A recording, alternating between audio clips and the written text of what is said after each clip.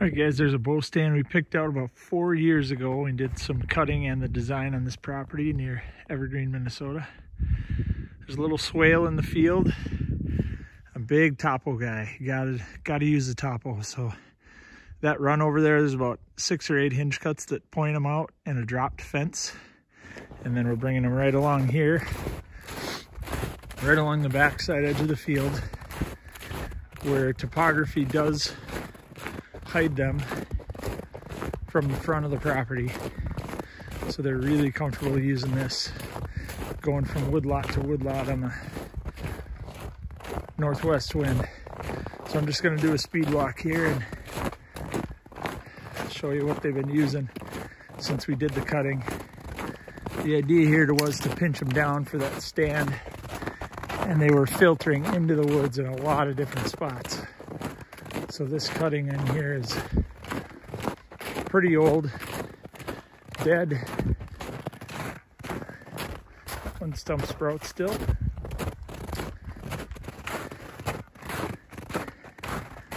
Some nice rubs coming here, awesome.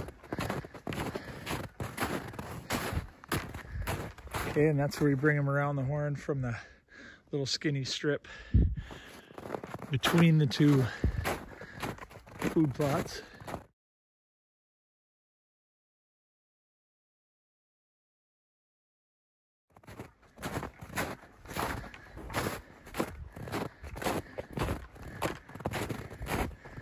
And this is where we kind of quit the cutting and left it more open. But that was just for that one pinch. That's it. And he's currently hunting the safe stand location, about 75 yards up there, right by the field edge. We also have one for him right up there if he wants to get aggressive. And he's noticing pictures right at dark, because this right here would give him about another 10 minutes is my guess, with the milling around back here that it looks like is happening. Okay, right there we just came from about another 40 yards and found a bunch of beds here.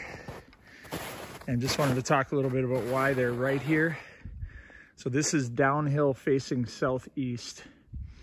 And what we've got is a bunch of cuts in front and then behind. But we left a little room here where it's fairly open for the view. The reason we did that is this is wolf country. So if you make it too thick, you can have a lot of problems with deer wanting to use the spots that you work so hard on.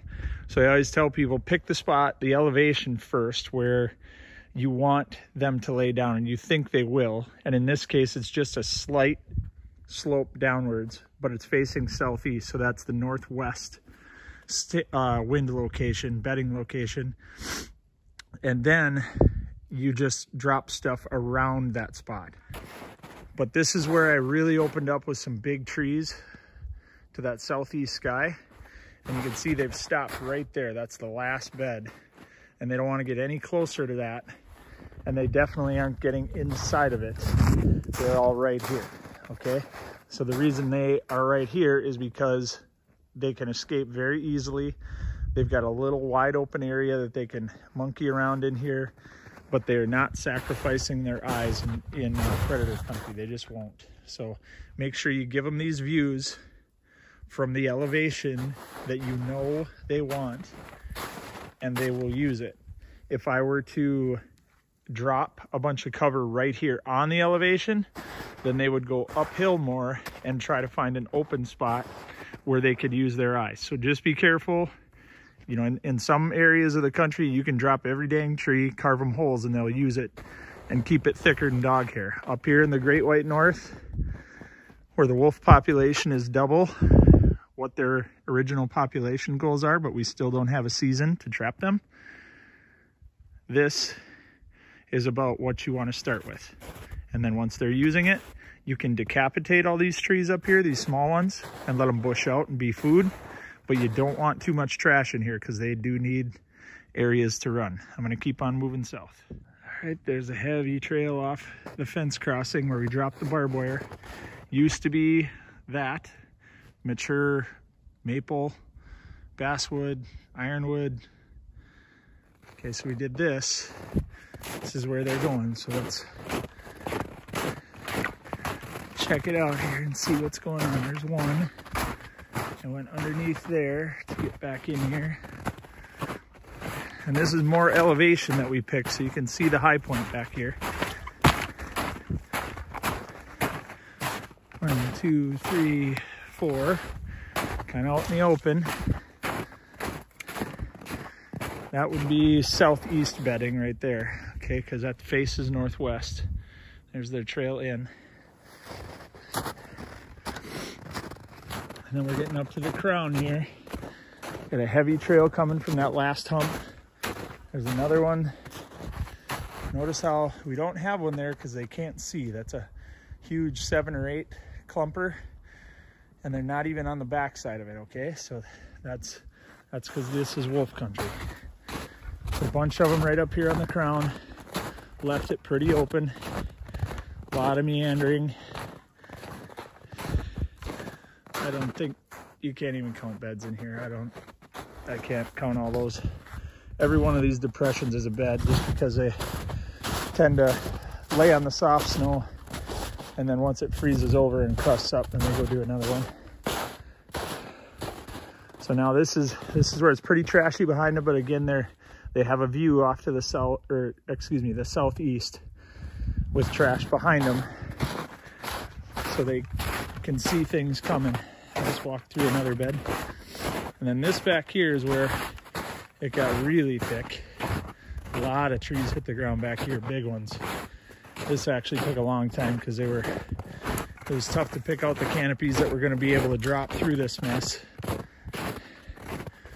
And then 2 years after I cut this, I came in here and had to spray it all with Stinger because the thistle was 10 feet tall. So this is what is left in here. A lot of ironwood, but not as much activity as there was up on the crowns of those hills where they had a better view. There is some milling around in here, but this is mainly browsing during the day. You can see they're really mowing off this maple and ash that's in here, budding out, but not too much back here. Here's a bed. Here's one and another. So again, there's the view, okay? So they can see everything coming up the south line here.